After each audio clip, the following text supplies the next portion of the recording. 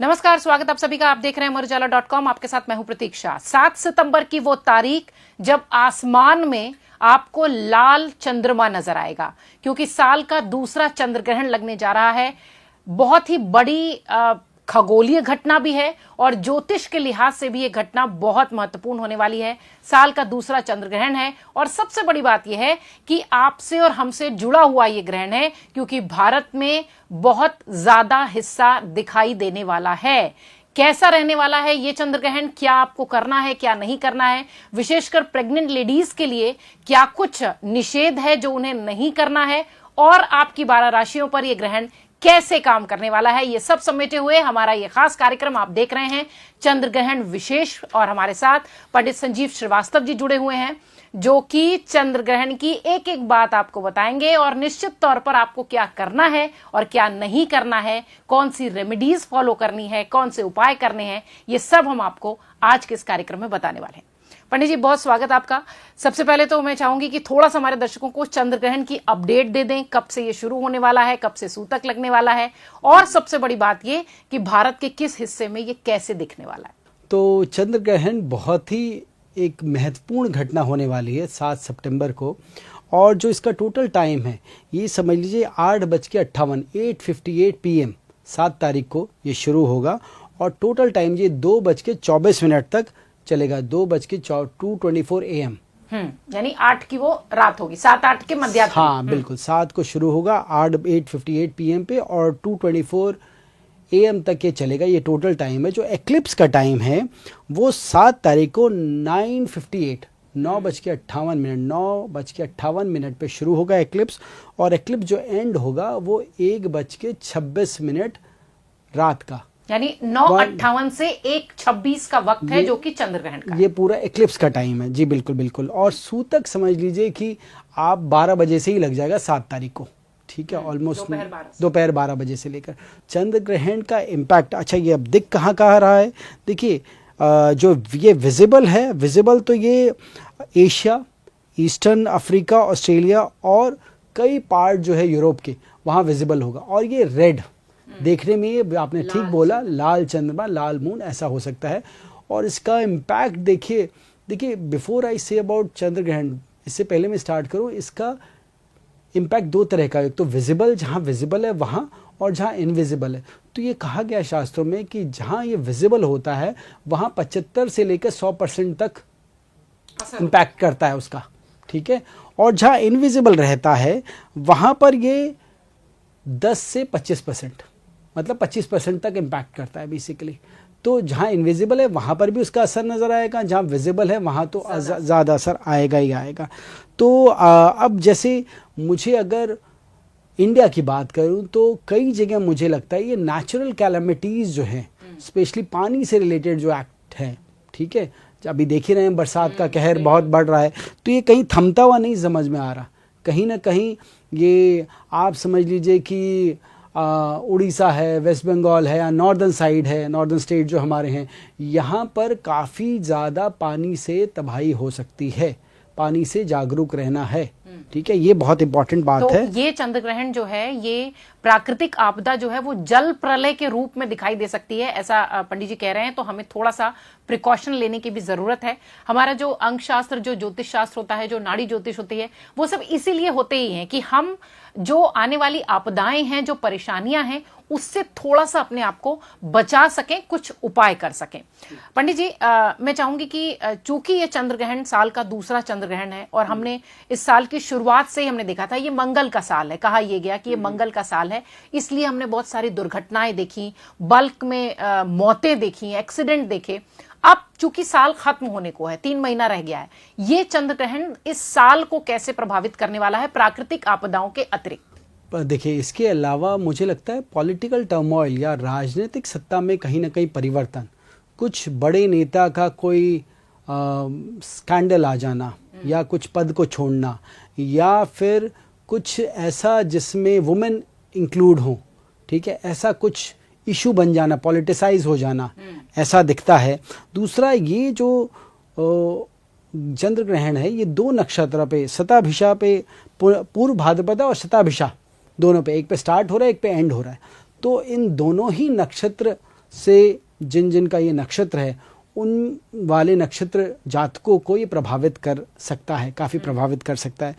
तीसरा मुझे ये लगता है कि कहीं ना कहीं ये हमारे जो रिलेशनशिप्स हैं, देखिए चंद्र मून में अगर ग्रहण लगा, मन में अगर ग्रहण लगा तो समझ लीजिए कहीं ना कहीं सीधा असर आप पे, संबंधों पे, आपकी मन की शांति पे, सब पे लगता है। तो ये जो पूरे विश्व में जो टर्मोइल चल रहा है ये अभी रहेगा कहीं ना कहीं, ठीक है, ये कहीं ना कहीं रहेगा।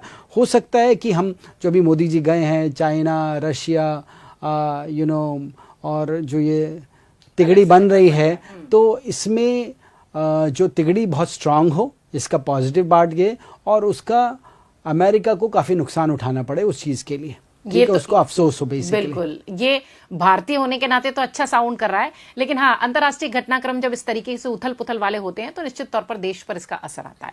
हाँ, मुझे ये भी लगता है कि कहीं ना कहीं ये जो जैसे कहते हैं ना कि जो अभी ईरान और इजराइल के बीच में कॉन्फ्लिक्ट हुआ था, वो भी कहीं ना कहीं टेंशन में आने वाले टाइम में हो सकता है। इनका असर देखिए चंद्र ग्रहण का 3 से 6 महीने रहता है, ठीक है, कहीं ना कहीं चीज़ें ग्रहण का फर्क पड़ता है, प्रभावित होती हैं चीज़ें। और दूसरा मुझे लगता है कि देखिए थोड़ा सा जो वर्ल्ड मार्केट है, चाहे स्टॉक मार्केट है, उसमें टर्मोइल, थोड़ा रिसेशन की स्थिति भी दुनिया में देखी जा सकती है, यूरोप में या अमेरिका में, इंडिया में भी थोड़ा कहीं ना कहीं असर आता है ये चीज़ों को। वो बात अलग है कि इंडिया की स्टोरी ग्रोथ स्टोरी है तो चीज़ें मैनेज हो जाएंगी, बट कहीं ना कहीं ये व्यापार जगत में, बिजनेस में, इंडिविजुअल जॉब में भी कहीं ना कहीं ये थोड़ी चिंता का विषय लाता है। तो ये चंद्र ग्रहण अर्थ व्यापार को तो प्रभावित करेगा ही। अब थोड़ा सा घर के भीतर आ जाते हैं और पंडित जी से समझते हैं कि इस चंद्र ग्रहण के दौरान हमें क्या कुछ करना है और क्या कुछ नहीं करना है। पंडित जी, मैं तो चाहूंगी कि सूतक से आप बताना शुरू कर दें कि हमें सूतक पीरियड से, सूतक काल से क्या कुछ करना है और ग्रहण तक क्या नहीं करना है। बहुत अच्छी बात है। देखिए पहली बात तो सूतक काल से ही आप समझ लीजिए कि भोजन जो है, कोशिश करिए कि भोजन में अब देखिए एल्डरली जो हैं और जो शिशु हैं, बच्चे, वो एक्सेप्शंस में, उनके लिए कोई ऐसा सूतक एप्लीकेबल नहीं बोलते हम शास्त्र में जो बोला गया है, ठीक है, क्योंकि छोटे, बाकी सबको मैं बोलूँगा कि खाना अवॉइड करें, उस दिन हाफ दिन का फास्ट रख लें तो बहुत अच्छी बात है। साधना में टाइम व्यतीत करें, जो भी खाना बन गया है अगर उसको वापस कंज्यूम करना है तो तुलसी पत्ता डाल दें तो उसकी नेगेटिविटी नहीं रहेगी, उसको फिर बाद में ग्रहण कर सकते हैं, यूज़ किया जा सकता है। बाकी जो बड़े बूढ़े हैं, बीमार हैं, वो अपना जैसे नॉर्मल रहते हैं वैसे रहें, उनमें कोई दिक्कत नहीं। हाँ, ये ज़रूर है कि जब आप रात में जो है इसको ना देखें, ठीक है, अपनी विजिबल मतलब आंखों से सीधे जाके सीधे दर्शन, ये नहीं कि ग्रहण के दर्शन ही करने लग गए, तो वो मैं कहूँगा अवॉइड करिए। सबसे बेस्ट टाइम है, देखिए चंद्र ग्रहण का टाइम ये बोला गया है शास्त्रों में, ग्रहण का कोई भी टाइम आपको अपनी साधना में हजारों गुना फायदा दिलाता है। तो आप जो साल भर तपस्या कर रहे हैं, साधना कर रहे हैं, अगर इस टाइम में आप ओम नमः शिवाय या रुद्रम चैंटिंग, या आप समझ लीजिए कोई भी शिव जी के इतने सारे स्तोत्रम हैं, ठीक है, कोई भी सुनते हैं आप, ठीक है, तो उससे आपको बहुत फायदा है। सुने, ध्यान करें, श्रवण करें, हाँ, पूजन करें, इससे बहुत फायदा। ध्यान करें सबसे बढ़िया, और किस चीज़ में ज़्यादा ना फंसे, दिया जला ले जलाना है तो, और ध्यान करें और सुने, सबसे बढ़िया, ठीक है। वो बात अलग है कि इसका इम्पैक्ट बाहर की दुनिया में और सब चीज़ों में बड़ा उथल पुथल करने वाला है, पर साधक के लिए बहुत अच्छा टाइम है। तो ग्रहण के दिन आपको अपने से मिलना है, ईश्वर से प्रार्थना करनी है, और सिर्फ इस बात का ध्यान रखना है कि हम ईश्वर से इस बात की प्रार्थना करें कि इस ग्रहण की वजह से जो उथल पुथल होनी है, चाहे हमारे जीवन में या फिर जीवन के अर्थ में, व्यापार में, देश दुनिया में, वो थोड़ा संभल कर हो। बस आपको इसी बात का ध्यान रखना है। पंडित जी, बहुत सारे घरों में गर्भवती महिलाएं होती हैं, और हमारे जो हमने अपनी लेडीज को घरों में भी देखा है, या जो हमारी पुरानी जो दादी नानी की कहानियां होती हैं, उसमें वो गर्भवती महिलाओं का ग्रहण से बड़ा ज्यादा कनेक्शन बताया जाता है। उनको बहुत सारी रिस्ट्रिक्शंस हैं कि ये करना चाहिए, ये नहीं करना चाहिए। मैं चाहूंगी कि थोड़ा सा आप इस पर भी रोशनी डालें। देखिए, मेरे को ये लगता है कि जैसे मैंने बोला एक साधक के लिए, वैसे ही गर्भवती महिला के लिए उस दिन घर में रहना अच्छा है। कहीं बाहर शॉपिंग, घूमने ये सब ना करें, कुछ सामान लेने, कुछ भी काम है उसे ना निकले, अवॉइड करें, घर में रहें और प्रार्थना करें, ठीक है। खाना पीना, देखिए मैंने कहा ना, प्रेग्नेंट लेडीज और बूढ़ों के लिए ये एक्सेप्शंस हैं, हाँ, वो कर सकती हैं। पर फिर भी मैं बोलूँगा कि अगर जो भी खाना खाना है पहले उसमें तुलसी पत्ता डालें, तुलसी दल डालें और फिर ग्रहण करें। जब भी करें, अगर ग्रहण के टाइम भी कर रही हैं तो तुलसी दल डाल के प्रभु को याद करके, भगवान शिव को याद करके उसको ग्रहण करें। और घर के अंदर बैठ के ओम नमः शिवाय, ओम नमः शिवाय 2, 4, 5 माला, 8 माला, 9 माला ज़रूर करें। तो गर्भवती महिलाएं, आप ध्यान रखें कि आपको अपना भी ध्यान रखना है और अपने गर्भ में पल रहे शिशु का भी ध्यान रखना है।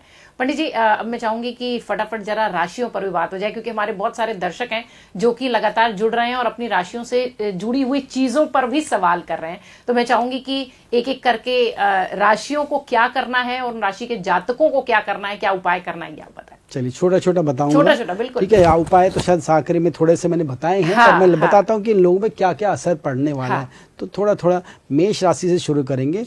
देखिए, इनको कहीं ना कहीं अपनी हेल्थ का, अपनी कम्युनिकेशन का, ठीक है, अपनी डाइजेशन का, ठीक है। अच्छा, जो लोग कहीं ना कहीं सर्जरी प्लान कर रहे हैं नेक्स्ट फ्यू मंथ्स में, ठीक है, उनको भी थोड़ा सा केयरफुल होकर प्लान करना है। अपने सोशल सर्कल पे ध्यान देना है, ठीक है। जो भी कम्युनिकेशन करें वो सोच समझ के करें। ये मेष राशि वालों के लिए है। तो ये सब पॉइंटर्स मैं बताऊंगा सब राशि वालों के लिए, ठीक है। फिर जो वृषभ राशि है, टॉरस के लिए, उनको कहीं ना कहीं मुझे लगता है कि मनी प्रॉब्लम कुछ फेस कर सकते हैं। लव लाइफ में कुछ चीज़ें अच्छी दिखती हैं। हो सकता है कुछ आकस्मिक पैसा भी आए, मनी प्रॉब्लम फेस करें बट कुछ आकस्मिक पैसा भी आए, ऐसा भी चांसेस हैं। और हेल्थ की तरफ थोड़ा सा जागरूक रहें, थोड़ा एक्सरसाइज, योगा, प्राणायाम करें तो अच्छा रहेगा, ठीक है। जेमिनी राशि के लिए मुझे ऐसा लगता है कहीं ना कहीं आपको मनी का गेन हो सकता है। मनी अच्छा दिखता है, कहीं ना कहीं पैसे, प्रमोशन, ग्रोथ, ये सब चीज़ें आखिर करियर में चीज़ें अच्छी होती हुई दिखती हैं। किसी विवाद में ना पड़े, कहीं अपमान होता है या कुछ ऐसी इंसल्ट होती है तो चुपचाप चले जाएं, किसी कॉन्फ्लिक्ट में ना पड़ें, ये उनके लिए ज़रूरी है। कैंसर, कर्क राशि के लिए मुझे ऐसा लगता है फिजिकल हेल्थ पे थोड़ा सा ध्यान देना ज़रूरी है, मतलब हेल्थ पे ध्यान देना ज़रूरी है।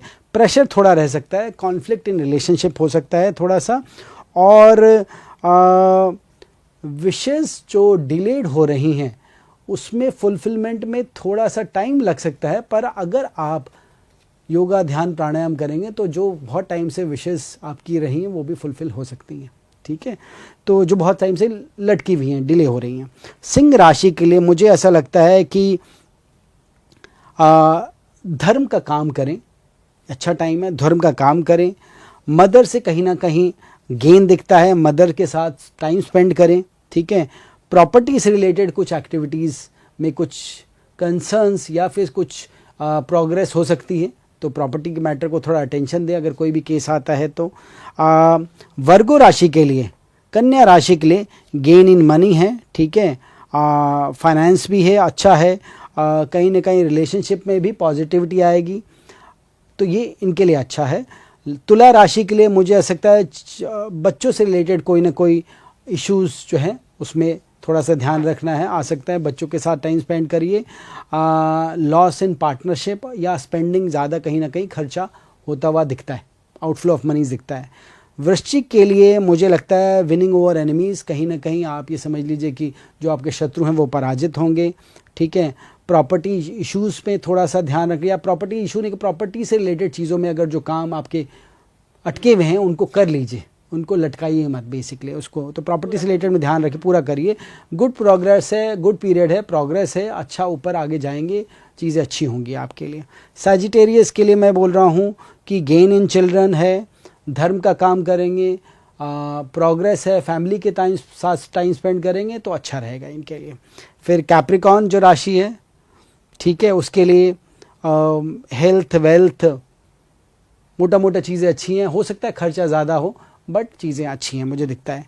फिर एक्वेरियस जो कुंभ राशि है, उनको कॉन्फ्लिक्ट से बचना है। हो सकता है कुछ नई रिलेशनशिप स्टार्ट हो और कुछ पुरानी रिलेशनशिप ख़त्म भी हो, तो ऐसा दिखता है। वाटर से थोड़ा सा ध्यान रखना है, ठीक है, थोड़ा सा पानी से रिलेटेड एक्टिविटीज़ में या चीज़ों में ध्यान रखना है उनको। और जो मीन राशि है उनके लिए थोड़ा सा एडवेंचर एक्टिविटीज़ में थोड़ा सा केयरफुल रहें, ठीक है। पैसे कम खर्च करें, जहाँ स्पेंडिंग है उसको टालिए, ठीक है, उस टाइम मत करिए। हाँ, ठीक है, थोड़ा सा पेशेंस दिखाएं, उसको डिले करें। बाकी ग्रोथ अच्छी दिखती है, कहीं ना कहीं उनको इस पीरियड के फ़ायदे होंगे और वो आगे बढ़ेंगे। तो मीन राशि के लिए अच्छा ही है मुझे लगता है। तो मुझे लगता है कि जिस तरीके से पंडित संजीव जी बता रहे हैं कि 12 राशियों का असर जो है वो जबरदस्त तौर पर साल के 3 महीने जो बचे हैं उसमें दिखने वाला है। इस चंद्र ग्रहण का असर आपकी राशियों पर भी है। जैसा कि अभी पंडित जी ने भी उपाय बताए, आपको एक सरल उपाय उन्होंने शुरुआत में ही कहा कि आपको सिर्फ और सिर्फ खुद पर ध्यान देना है और अपनी सेहत का ध्यान रखते हुए ईश्वर से प्रार्थना करनी है। 7 सितंबर का ये चंद्र ग्रहण, हम ऐसी कामना करते हैं ईश्वर से कि आप सबके लिए अच्छा हो, बेहतर हो। ग्रहण कभी भी भौगोलिक रूप से भी बहुत उथल पुथल लेकर आता है, खगोलीय रूप से भी बहुत उथल पुथल लेकर आता है, इसलिए एक दूसरे के लिए प्रार्थना आवश्यक है। बहुत शुक्रिया संजीव जी हमसे बातचीत करने के लिए। पंडित संजीव का बहुत धन्यवाद। आपके बहुत सारे सवाल भी आए जिनके रह गए होंगे, इस वादे के साथ कि हम फिर पंडित जी को बुलाएंगे।